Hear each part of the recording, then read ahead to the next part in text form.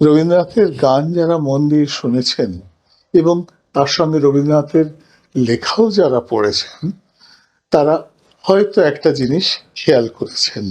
সেটি হচ্ছে রবীন্দ্রনাথ তার যে বিপুল সৃষ্টির ভাণ্ডার, তার মধ্যে যেখানে গদ্য রচনা মূলত, সেই গদ্য রচনাগুলির মধ্যে বিশেষ করে প্রবন্ধ, আলোচনা বা অন্য কোনো ধরনের কোনো ভ্রমণ কাহিনী, যা সাধারণ ভ্রমণ কাহিনী থেকে একেবারেই আলাদা, সেরকম তিনি যেগুলি রচনা করেছেন গদ্য, সেইগুলির মধ্যে কিন্তু রবীন্দ্রনাথের দাড়ি জোব্বা উঁকি মেরেছে। অর্থাৎ রবীন্দ্রনাথ সচেতন থেকেছেন তার লেখার সময়।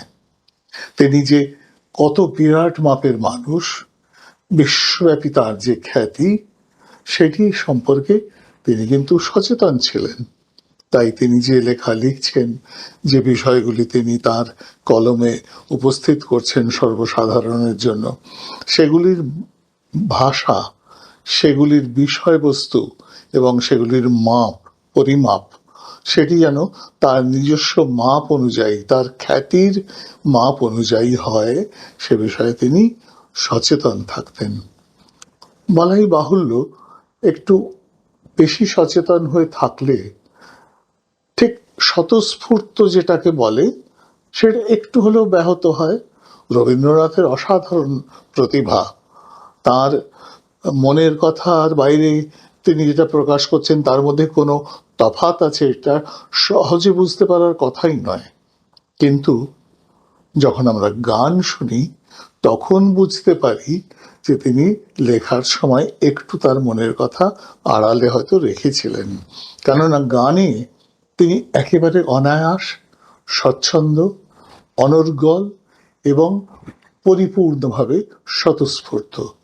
তার মনের কথা, তার আনন্দের কথা, তার দুঃখের কথা, তার প্রেমের কথা, সব তিনি একেবারে মন খুলে তার গানের মধ্যে প্রকাশ করেছেন, গানের বাণীর মধ্যে প্রকাশ করেছেন। এবং আমরা আগেই বলেছি যে তিনি বাণীর সঙ্গে যে সুর সংযোজনা করেছেন, সেটির প্রয়োজন কেন তিনি অনুভব করেছেন? তিনি তো কবিতাও লিখেছেন, সেরকম গানগুলিকে কবিতার মতো করে পড়লেও হয়তো হতো, আমরা তার মনের ভাব জানতে পারতাম। কিন্তু ওই গানের যে কাব্য অংশ, বাণীর অংশ, সেটিকে আরো সুন্দর করে, আরো সুচারুভাবে পাঠকের বা শ্রোতার মনে পৌঁছে দেওয়ার জন্য তিনি সুর সংযোজনা করলেন। কতটুকু সুর দিলেন তিনি? ঠিক যতটুকু সুর তার গানের বাণীকে পরিপূর্ণ করে প্রকাশ করবে, বাণীকে কখনোই ছাপিয়ে যাবে না, সেইটি ছিল তার উদ্দেশ্য সুর সংযোজনার। সুর সংযোজনার সময় তিনি সচেতন থাকতেন গানের সুর যেন বাণীকে ছাপিয়ে না যায়, এবং গানের বাণী ও সুর যেন পরস্পরের পরিপূরক হয়, এটি তিনি সচেতনভাবে খেয়াল রাখতেন।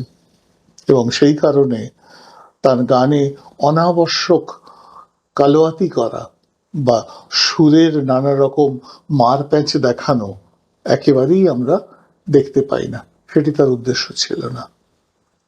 রবীন্দ্রনাথের গান কেমন করে গাইতে হয়, কেমন করে শুনতে হয় এবং কেমন করে চিনতে হয়, এইটি নিয়ে আমরা আলোচনা করব আবার পরের দিন। আজকের মতো বিদায়, শুভরাত্রি।